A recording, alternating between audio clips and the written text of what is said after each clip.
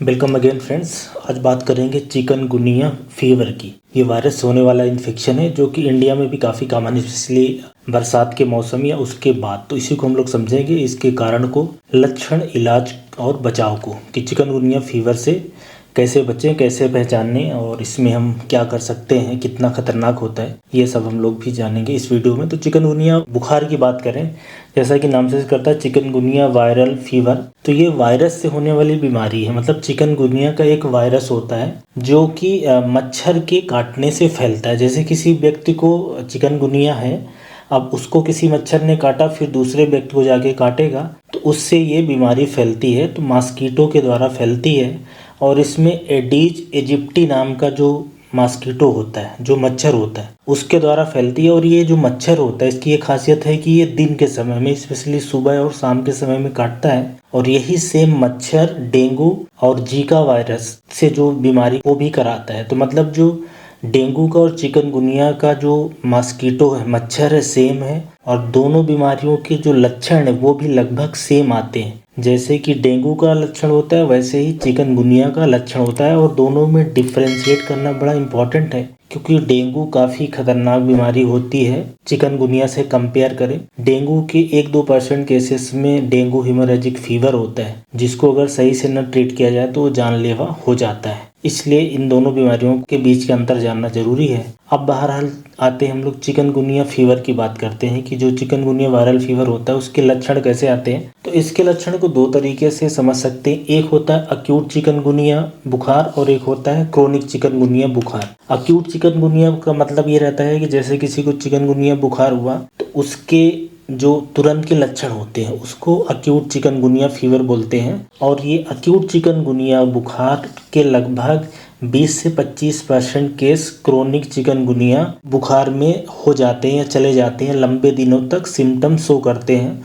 उसमें जो मेन समस्या आती है क्रोनिक चिकनगुनिया में, कि जो व्यक्ति रहते हैं उनके जॉइंट्स में पेन रहता है और अर्थराल्जिया होता है और अर्थराइटिस भी हो सकता है। बेसिकली दर्द भी हो सकता है और जॉइंट्स में इन्फ्लेमेशन हो जाता है, तो उसको बोलेंगे क्रोनिक चिकनगुनिया बुखार हो गया है। और जो तुरंत चिकनगुनिया किसी को होता है मच्छर के काटने के जस्ट बाद जो लक्षण आता है उसको हम लोग बोलते हैं अक्यूट चिकनगुनिया फीवर। उसमें कई तरह के लक्षण आते हैं, पर जो प्रमुख लक्षण आता है वो है बुखार का होना। चिकनगुनिया में जो बुखार आता है काफ़ी तेज आता है। और भी बीमारियों में तेज बुखार हो सकता है, लेकिन चिकनगुनिया का भी बुखार काफ़ी तेज होता है। इसमें होता क्या है कि जैसे किसी को मच्छर ने काटा, अब ये मच्छर जाता है शरीर के अंदर, मल्टीप्लाई करता है स्पेशली लिम्फ नोड के अंदर, फिर वहाँ से ब्लड में जाता है, फिर काफ़ी तेज हाई ग्रेड का बुखार आता है। तो मच्छर काटने से बुखार आने के बीच का जो समय होता है, जिसको इंक्यूबेशन पीरियड भी हम लोग मेडिकल भाषा में बोलते हैं, वो 3 से लेकर 7 दिन तक हो सकती है। तो काफ़ी तेज बुखार आना, मांसपेशियों में दर्द होना, सिर में दर्द होना, आँख के पीछे दर्द होना, और बुखार जब आता है उसके 2-3 दिन बाद शरीर में रैश आते हैं, चकत्ते पड़ जाते हैं, स्पेशली हाथ पैर की बात करें। इसके अलावा पेट में दर्द होना, दस्त लग जाना, उल्टी लगना, थकान लगना, इस तरह के सिम्टम्स आते हैं चिकनगुनिया बुखार में। कुछ लोगों में जो लिम्फ नोड होते हैं वो बड़े हो जाते हैं। तो जो मेन इसका लक्षण होता है बुखार लगना, कमजोरी लगना, हाथ पाँव में दर्द होना, हड्डियों में दर्द होना और ज्वाइंट्स में दर्द होना, ये चिकनगुनिया बुखार के लक्षण है। और इसीलिए कुछ कुछ इसी तरह के लक्षण दूसरे भी वायरल इन्फेक्शन या डेंगू फीवर में भी आता है। और जो इसका एक सबसे टिपिकल जो एक अगर सिम्टम्स की बात करें कि चिकनगुनिया बुखार उसको पहचानना हो, तो इसमें जो जॉइंट्स होती है जिसमें दर्द होता है, दोनों तरफ के जॉइंट में दर्द होता है, जिसको हम लोग बोलते हैं कि बाइलेटरल सिमेट्रिकल पॉलीआर्थराल्जिया होता है। और ये 2 से 5 दिन बाद ये देखने को ज़्यादा मिलता है। और जो स्पेशली बात करेंगे हाथ के जॉइंट, जैसे कि ये रिस्ट जॉइंट है या एल्बो जॉइंट है, इसके अलावा घुटने में भी हो सकता है, नीचे एंकल में भी हो सकता है। और ये काफ़ी तेज दर्द होता है जो कि 1 हफ्ते से लेके 3 हफ्ते तक रह सकता है एक्यूट फेज में। और क्रोनिक अगर चिकनगुनिया हुआ तो जैसा कि शुरू में मैंने बताया था कि ये काफ़ी हफ्तों, महीनों या और सालों तक भी हो सकता है। तो इस तरह के लक्षण आते हैं। और कुछ मरीज ऐसे रहते हैं जिनकी आँख के अंदर जैसे रेडनेस होना, या आँख के अंदर कंजंक्टिवाइटिस है, यूवियाइटिस है। कुछ लोगों में स्पेशली बच्चों में ब्रेन के अंदर इन्फेक्शन चला जाता है, तो इंसेफेलाइटिस होना। तो इस तरह के और भी कुछ सिम्टम्स आ सकते हैं। तो ये तो हो गया अक्यूट चिकनगुनिया, जब किसी को चिकनगुनिया बुखार होता है तब के लक्षण है। और जब जैसा कि मैंने बताया था कि जितने चिकनगुनिया केस है उसमें 20 से 25% लोग ज़्यादा दिन के लिए इन्फेक्शन शो करते हैं या सिम्टम्स शो करते हैं, उसको हम लोग क्रोनिक सिम्टम्स बोलते हैं। तो उसमें मेन समस्या आती है कि जो जॉइंट्स के अंदर दर्द होना और जॉइंट्स के अंदर इन्फ्लेमेशन हो जाना। तो ये तो चिकनगुनिया की लक्षण हो गए। अब इसको कैसे पहचाना जाए किसी को चिकनगुनिया का बुखार है? एक तो ये जैसे कि मैंने बताया कि रेनी सीजन में होता है, बरसात के मौसम में मच्छर काटने से होता है। तो एक तो इससे भी पहचाना जा सकता है कि आसपास लोगों को चिकनगुनिया फैल रहा होगा या शहर में फैल रहा होगा। एक बड़ी इंपॉर्टेंट बात यह है कि जो चिकनगुनिया का जो वायरस है या जो मॉस्किटो है, जो मच्छर एडीज होता है, वो साफ पानी में रहता है। इसलिए अगर ज़्यादातर ये शहरों में इसलिए बीमारी कई बार ज़्यादा देखने को मिलती है। बहरहाल पहचानने की बात करें तो इसमें जांच की बात करें तो 2 जांचें हैं। एक तो किट की जांच होती है। किट की जांच में क्या करते हैं कि IgM और IgG एंटीबॉडी टेस्ट होता है। तो बेसिकली जो IgM एंटीबॉडी है वो अगर पॉजिटिव आती है तो इसका मतलब है कि अभी रिसेंट में इन्फेक्शन हो रहा है। तो इन्फेक्शन होता है तो थोड़े दिनों बाद वो एंटीबॉडी बनने लगती है IgM टाइप की, उसको पहचाना जा सकता है। और जो IgG एंटीबॉडी है वो थोड़े दिन बाद आती है और वो काफ़ी दिनों तक रह सकती है, सालों तक भी रह सकती है।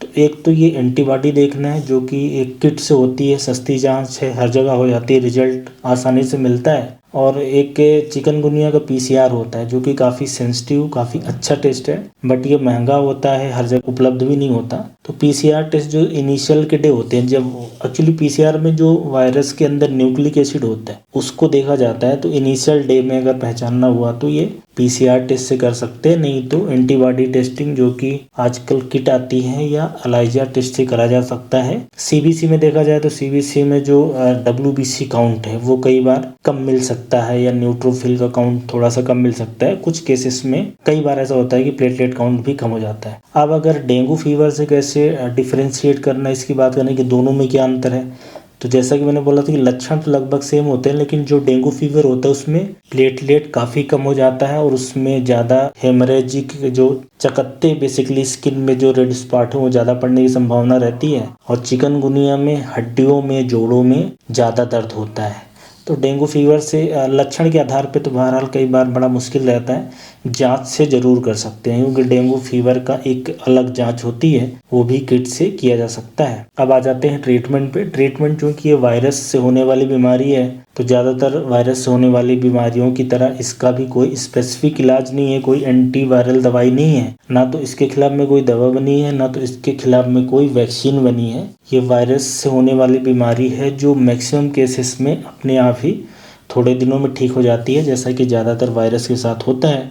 लेकिन जो किया जाता है कि इसमें पेशेंट को एक तो रेस्ट देना है और उनके शरीर में पानी की कमी ना हो उसके लिए IV फ्लूइड चढ़ाना है, बुखार के लिए दवाई देनी है पैरासीटामॉल, एंटी इन्फ्लेमेटरी दवाई जो एनसेड्स होती है जैसे कि डाइक्लोफिनिक, इस तरह की दवाइयाँ हैं, या ट्रामाडोल वगैरह है, इस तरह की दवाइयाँ जो दर्द सूजन को भी कम करती हैं जॉइंट्स वगैरह में हो। तो खाने का बड़ा इंपॉर्टेंट रोल है, आपको घर का बना हुआ खाना खाना है, सब्जियां खानी है, फ्रूट्स खाने हैं, मल्टीविटामिन दिया जाता है। और कुछ लोगों को जिनको इन्फ्लेमेशन ज़्यादा है, जॉइंट्स में सूजन है, स्पेशली इन्फेक्शन जब एक बार हो जाता है, पोस्ट इन्फेक्शन मतलब कि 10-12 दिन हो गए जॉइंट्स में दर्द सूजन है, तब लो डोज में स्टेरॉइड दी जा सकती है। और ऐसे लोग जिनको आँख के अंदर अगर प्रॉब्लम है तो उस केसेस में आँख में स्टेरॉइड डालने की दवा दी जाती है। तो ये तो अक्यूट फेज में या जब चिकनगुनिया होता है तब दिया जाता है इस तरह का इलाज,